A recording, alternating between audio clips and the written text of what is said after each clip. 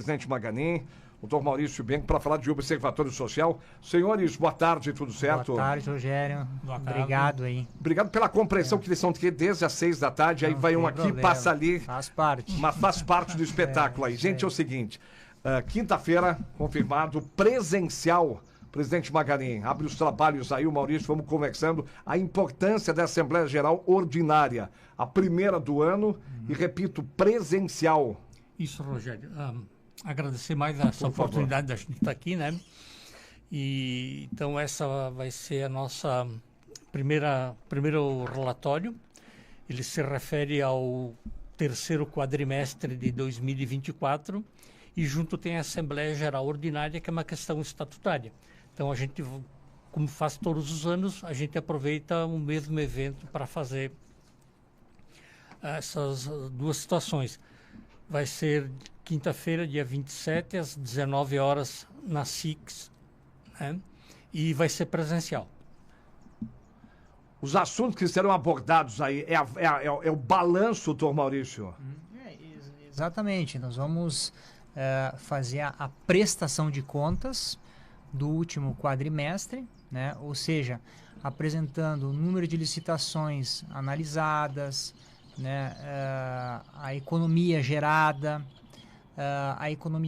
no quadrimestre, a economia gerada no ano, fazendo um balanço também de toda a economia gerada desde o início do trabalho do Observatório Social, a quantidade de licitações que a gente examinou desde o início, né? Nós vamos enfocar especificamente os casos, né, principais que nós analisamos e que merecem o destaque, né? E, enfim, passar um panorama geral tanto do quadrimestre como é a Assembleia Geral do ano inteiro. Sempre pergunto, mas é importante, exclusivamente, porque vocês têm também a autonomia de circular em várias frentes da cidade. Nesse período, nesse quadrimestre, são contas exclusivamente do Executivo, Prefeitura, ou também temos do Legislativo ou do órgão também? Nós, na verdade, a gente faz também um monitoramento do trabalho do Legislativo, né? E nessa apresentação a gente traz também essas informações da análise que a gente fez, né, Maganin? Isso. Até porque o Legislativo, ele tem, digamos, ele faz poucas compras, né? Mas normalmente quando eles fazem também é pelo portal de transparência do município. Então a gente também dá uma olhada nessas licitações, mas são coisas bem pontuais, mais material de expediente, coisas do tipo assim. E como o Maurício falou, a gente tem um programa que chama do Monitilégis, que é um monitoramento do Legislativo, onde a gente procura acompanhar as proposições dos vereadores, né? Mas o caso, o que a gente quer saber, tem irregularidade nesses últimos 4 meses? Claro que vamos apresentar semana que vem não, quinta-feira agora, depois já vamos apresentar. Dá para anunciar alguma coisa? Tem algum apontamento, alguma irregularidade nos últimos 4 meses na Prefeitura? A gente não concluiu ainda a análise, né, de todo o período, mas aí tu queres comentar? Eu diria que não é bem irregularidades, né? A gente encontrou algumas inconsistências, algumas dúvidas, né? E que a gente conversou e que foram solucionadas, né?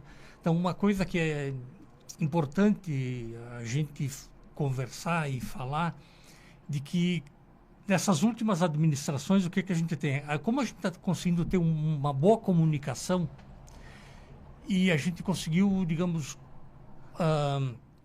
fazer com que as compras de maior vulto financeiro, o maior de impacto, muitas vezes, ou quase todas, elas são enviadas para o observatório para fazer uma análise antes de ser publicado o edital.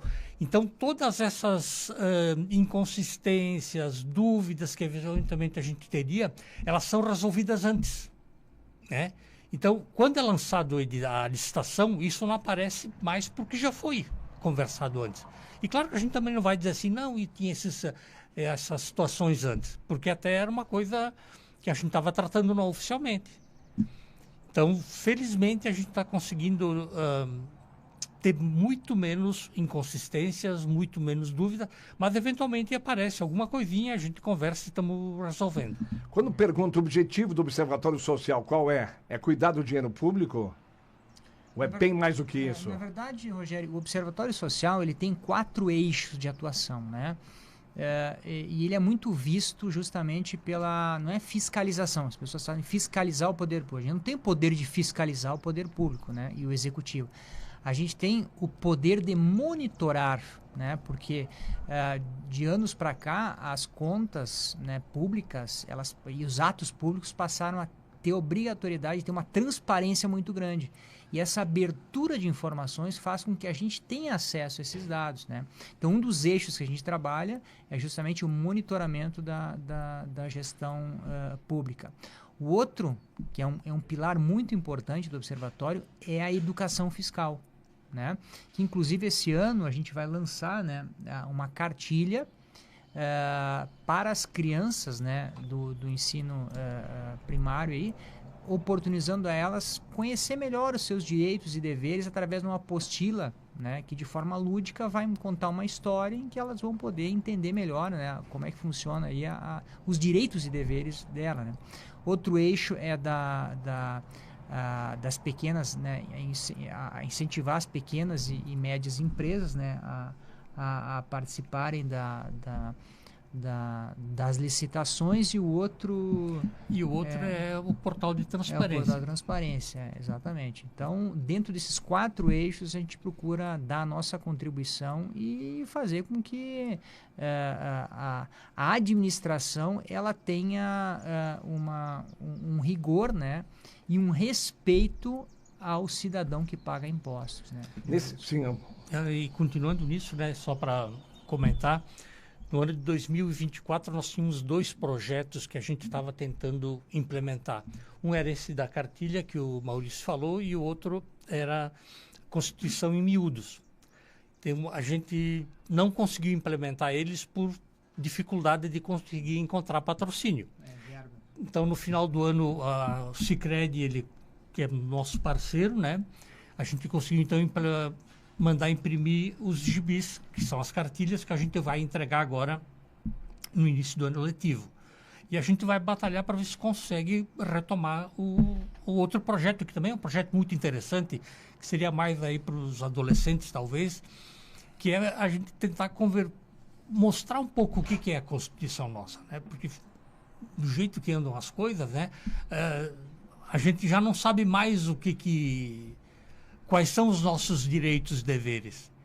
Então, é um projeto muito interessante que nós vamos tentar novamente esse ano, ver se a gente consegue patrocínio. Que daí, então, a gente vai imprimir um material, vai ser dado nas escolas, vai ter alguma premiação, talvez, se a gente conseguir, para o professor que tiver a melhor turma, para o melhor aluno. A Constituição para quê, né? Se ela existe, não é seguida, o pessoal faz da jeito que quer.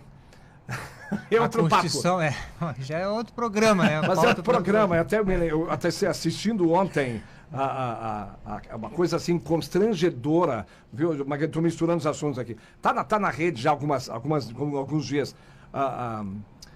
O depoimento do Mauro Cid com o Alexandre, ele chega a ser, em vários momentos, assim, constrangedor, porque ele pede de uma forma assim: fala o que eu quero ouvir, mas mesmo se tu não falar, já tem mais de 700 folhas aqui que a gente vai decidir da forma como a gente quer.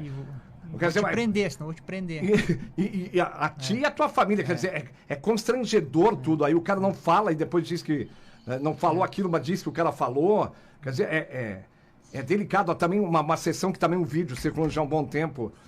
Um advogado pede para fazer a defesa oral e ele diz: vão criticar, mas não existe, tal, passa. Um desvirtuamento completo dos valores, refletindo nos direitos e deveres do cidadão.